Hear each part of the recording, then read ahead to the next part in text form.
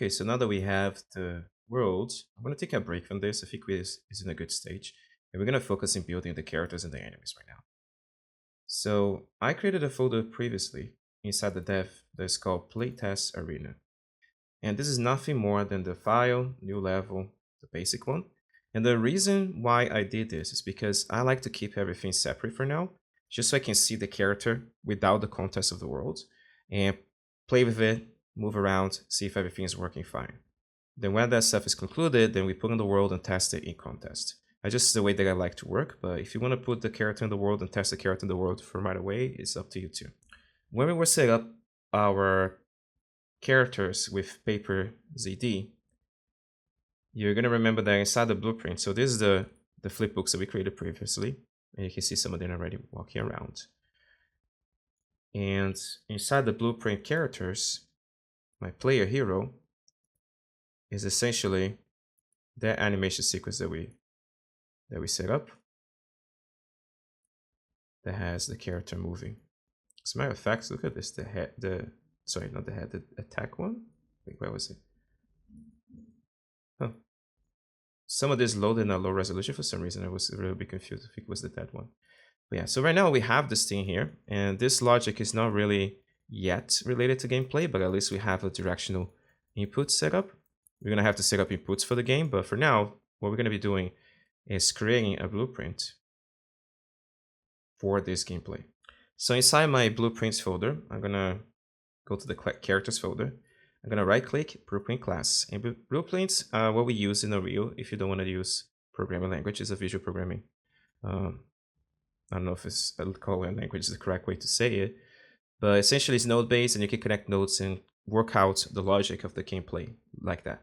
And there are several ways to achieve this, but the one we're going to be using is with paper ZD. As you can see here, there's a character here, but it's not really the character that we're using. So Unreal will give you like an idea of what the most common uses are. But what we're going to be doing is ignoring this, and we're going to be typing paper ZD. And you can see that inside actor, pawn, character, there is something called paper character and a paper ZD character. That's the one that we want. So we're just going to select it, and we're going to give this a name. And the way that I want to set up this, because we have other humanoid characters and the logic is similar, I'm going to set up this as a master, almost like a class, and we're going to inherit some functionality from this for the other ones. So I'm going to say BP master ZD, and that's going to be like the main higher level blueprint that has the logic of the characters, and we're going to inherit that stuff over and over again. So let's just save it. And what I'm going to do is just right click and do exactly what I just explained to you. And if I go to create blueprint class, I can just say BP. Oh my God, I don't know if you're seeing the recording. My keyboard, I can't figure out how to turn that off, but keyboard caps lock keeps showing up. Player hero. And you can see that this is inheriting this, which essentially means what we're going to be doing here, this is going to also have it. Oh, similar to a material instance almost. But we can add logic for this specifically on top of that too, which is pretty cool. Okay, so first thing I'm going to do is go to the master ZD. I'm going to make this full screen so it's a little bit easier for us to understand. So on the left here, you have everything related to this. So we have the capsule component. This is essentially a collision. It actually tells you there, collision cylinder. This is essentially what's going to dictate the when the character gets close to a tree, for example, that's the distance that he can collide with the tree. So if your character is very tiny in the center, this is the whole collision. So essentially has a big collision area. The arrow component is essentially the direction that the character is going. Then you have your sprite, which is what we're going to be using. You have your animation component, which you're going to be using soon, and the character movement setup. So first things first, let's select the sprite. Because it's supposed to be the main master one, I just want to have a default sprite here so we can use in the scene to figure out the size and stuff like that. So the flipbook that I'm going to be using, I put that stuff in there, but I shouldn't have because it's easier to just show like this. So if I go to my characters, night, and I find the walking down, which is walking S, that's the flipbook I want to use there.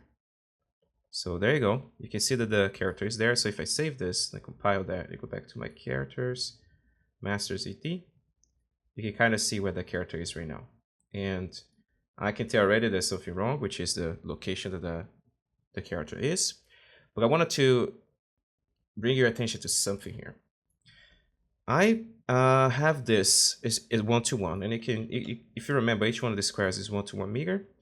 So I have already changed a setting in the sprite in the flipbook that will allow this to be in the proper scale. So I didn't show to you this. What I'm going to do right now. So if I go to my knight sprites, and I need to do this to every single character and creature sprites. And if I double click here, you see that I have a pixels per unit at 0.2. By default, that should be 1. Actually, I should probably get the underscore S. Let me change the walk. Set that to 1. You can actually see like it's snapping to the correct size that it was before, which is the incorrect size, to be honest. So walk sprite. I'm just rezagging that whole thing.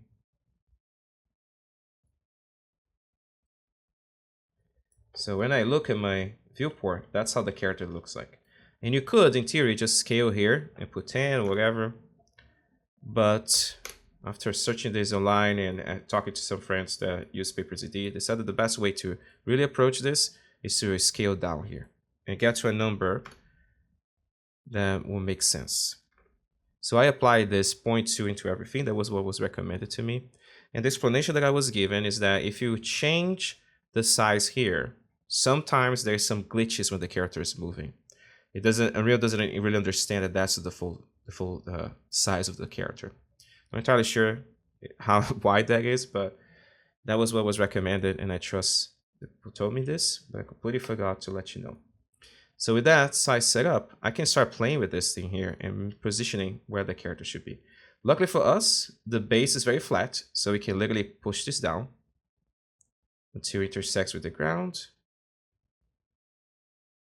And I just can put one up like that. And for the capsule, like right now is a very tall capsule, that's not what we need. So I can select the capsule here. And what I like to do is decrease the thickness. So I put like 4. And decrease the height. We can compile this, and you know what? It might be that we can just move this up back. It should be. Let me compile again, and let me push that blueprint. So if I go to my characters, there you go. Yeah, it's gonna use the actual capsule to select the grounds position, which is perfect. Even though the flipbook has a pivot in the center, that's not really a huge concern as long as this is fitting inside the capsule, which is what we're gonna be using for collision. I'm just gonna round this up to 45. I really just like the weird ass number there. 35, and I'm gonna make this line 2. And just like that, we have that set up. There's only one more thing that we wanna do inside this window right now. And I'm going to try to explain to you the best as I can, and I hope it makes sense. So right now, this sprite is using a material that is called mask unlit. Unlit essentially means that it's not being affected by shadow and light information. If I go here and put like a light, like a spotlight, and where's my spotlight? It always creates at these random locations. You can see that that is going to affect the character. Sorry, it's not going to affect the character, my bad. It's going to affect the world, but not the character. And the reason for that is because, again, that material is set to unlit. I'm going to make this very strong so you can really see that it's not being affected at all. I'm going to make this like a crazy color like pink. So it should, in theory, be tinted pink a little bit, right? But that's not happening. That is because the material is being assigned. And that's nothing wrong with that. Maybe you want the characters to not be affected by light and shadows, but we built this beautiful world, we set up the lighting, and we want to have light interaction some way. If you have particle effects, we want the particle effects to interact with this material anyway. So the way that you do this is by creating a material or using a material in the sprites section where materials are selected that will allow for that to be cast in. Luckily to us, there is already a material that is set up by default that we can use it. I don't know if that material is set up by PaperZD or if this is just a material available in Unreal for everyone for sprites, but what we can do here is just go here, and instead of saying mask unlit, we can literally type masked lit, and then you're going to be seeing the option available there. So you can just click on that. And now, instantly, the light information is being affected, right? And that's what we want. We want to be able to have this because it's also going to create some interesting shadows too. But guess what? I'm not seeing much shadow there. Even though it's getting light information, the shadow for the character is not being casted. We do want a shadow when the character is walking around. That's because we need to enable cast shadowing in the sprite. So if we scroll down here, honestly, no more. Oh, there you go. Lagging. I was gonna say you can always just type here, which is what I usually do, but I wanted to find which section was. Of course, it's in lagging. As soon as I enable cast shadow, that very cool pixelated shadow is available for us, and I think it's just adding an extra charm to the scene. I'm not gonna lie, I really like the way that the capsule looks. This character is kind of cute. So as it is right now, we have the character there. We have this inheritor. We haven't even touched that yet. But this is just an asset. You can even alt click and drag. This is not really the gameplay. If you press play, nothing's gonna happen. So what we need to do right now is literally create a game mode blueprint. That essentially is gonna dictate which pawn, which character to load that we're gonna be controlling, we're gonna be possessing. So in order to do this, I'm gonna go to my blueprint here.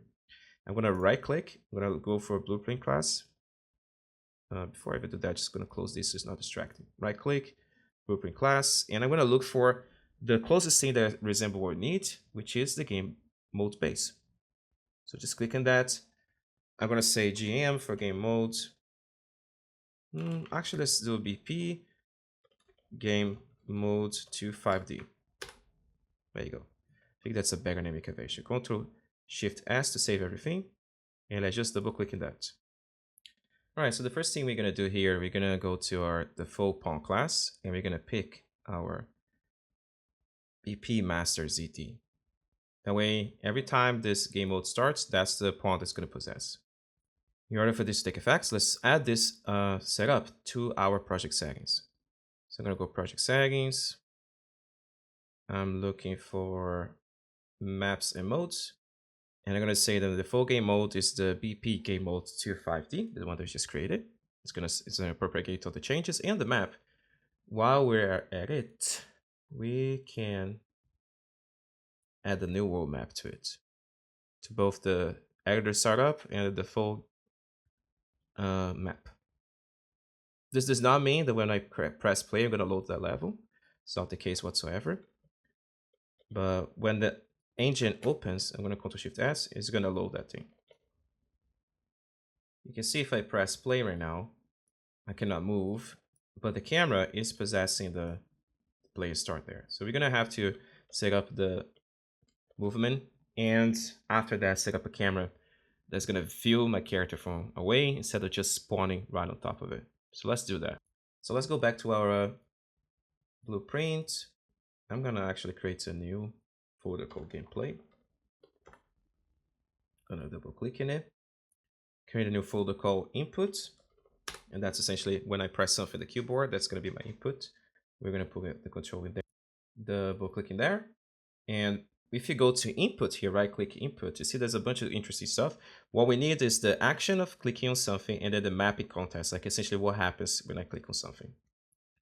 So let's just go ahead and just right click, input, input action. I'm gonna name this IA for input action, movement. I'm gonna double click. And in this window here, the only thing we need to change is the type of input we're looking.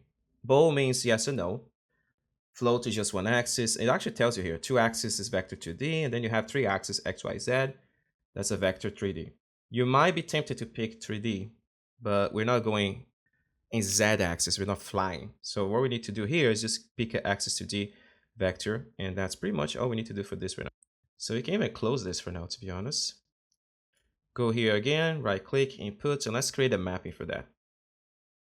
Let's use the naming convention EMC, input mapping contest.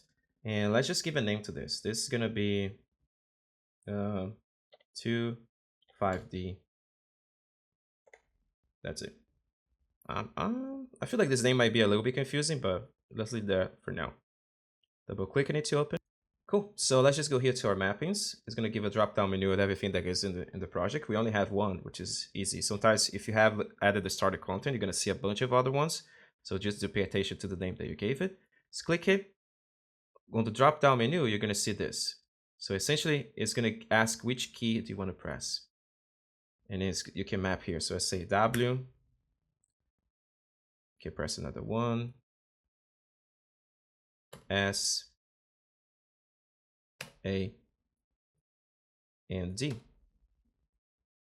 So essentially mapping the WSS go up, go down, left and right to whatever we're going to set up here right now. So this is not enough. We kind of need to tell exactly what happens when we press these buttons.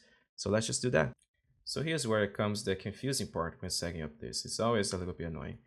If you see my character here, you see that to the right, that would be the D in my keyboard, is what the arrow is pointing. That means that is the default direction of this character. I know, so it's a little bit confusing. It won't be W going forward or going up. It's going to be D. Okay? That means the opposite side is A. So we don't need to do anything in D. Like we don't have to set up anything. That's good by default. But if we go to A, we need to essentially tell this positive number, if I want to go to the other direction, it needs to be negative. So it's going to always be related to the full state, right? So this is the full state. So essentially the second behavior in this thing here, if you go to modifiers and press plus, is going to be negate, so a negative value. So when I press A, is the negative value of D. Now I'm moving the stuff in the viewport to explain to you. I press D goes right. I press A is the negative value of right, which is the left, and just move in this direction. And I know this is very confusing. Trust me, it's a little bit of a tough thing to wrap your head around, but we're going to test it. You're going to see it's going to work flawlessly. So now, just as a cheat trick here, you can see that I'm using this axis as a reference and I'm moving around. So the default axis is the X positive for the movement to the right, and you have the negate version, which is the negative of that. So what about what about up and down, right? You see that the axis of this is pointing to the Y axis, and that's the Y that is positive. Which means when that's the one that we're going to use first, we're going to set up first, and then we're going to set up the negative one, which is the W movement that's going to move the Y axis negative value. I know it's a little bit confusing, but bear with me for a second. So if I go to my S setup here, if I pick a modifier, like I cannot just leave without anything because the essentially is gonna imagine that it's going to this axis. So we need to set up something here to change the direction of the full axis. So right now it's left and right. So I need to tell Unreal that this axis is going to the vertical axis. I don't even know how to word that, but it's going to the Y positive and negative axis. So in order to do that, you can just go to the drop-down menu here, and there's a lot of stuff that you can select, but the one that we're looking for is Swizzle Input X Values. And if you hover it, it's going to give a tooltip saying Swizzle axis components of a one input value useful to map 1D input into the Y axis of a 2D action. That's exactly what we want because we are moving the Y axis. So boom, just like that, when I press S now, it's going to go down. So for the W, actually we need to have two things. First, we need to do the swizzle. So we know that it's using the Y-axis in a 2D action. But then, you guessed it, we need to invert it. So we're just going to go here and say negate. All right. So I'm going to Ctrl-Shift-S everything, but just that is not enough to move. And also the camera is not set up either, so it's not going to look proper. So what we're going to do here is actually go back to our gameplay. Where is my, oh, it's inside blueprint. I'm actually going to put this inside gameplay. It makes more sense. Go inside gameplay and open a BP game mode 25D. Actually, not yet. We need to go to the characters. So I'm going to go to my characters here, player hero, get the master ZD. Just go to the whole open full editor so we can have a peek screen. And what I look to set up here in my event graph, this is essentially where we pick the order of the functionality when it is in begin play, which essentially is as soon as I press play, I can possess the character. I'm going to do the following. I'm going to right click, get player controller, which is right here. In this return value here, I'm going to pull a pipe and type enhanced input local player subsystem. And I'm going to pull from this begin play, add mapping. Add mapping. I think it's because I need to pull from here, add mapping contest. There you go. I can just plug this thing here into begin play. Let's just move down a little bit. Try to be as organized as possible. So as soon as we press play, this is going to happen. And the mapping contest that I want is the one we just created. Okay, so the next thing that we need to do here is find the inputs that we created, which is EI movement. So I can just go here and type EI underscore movement. It's going to find it there. I can open this down. The only thing that matters for me is actually the trigger. So the difference between the stuff that we have here, trigger means I'm holding a click, like I'm holding a button, and then it continue to operate. And if I press this, for example, if I was jumping, if I interact with something, I press spacebar, that only happens once. But for the movement, what we want is the trigger function. So I can just start using that one. So let's just put a pipe from here and say add movement. There you go. Is the last one, add movement input.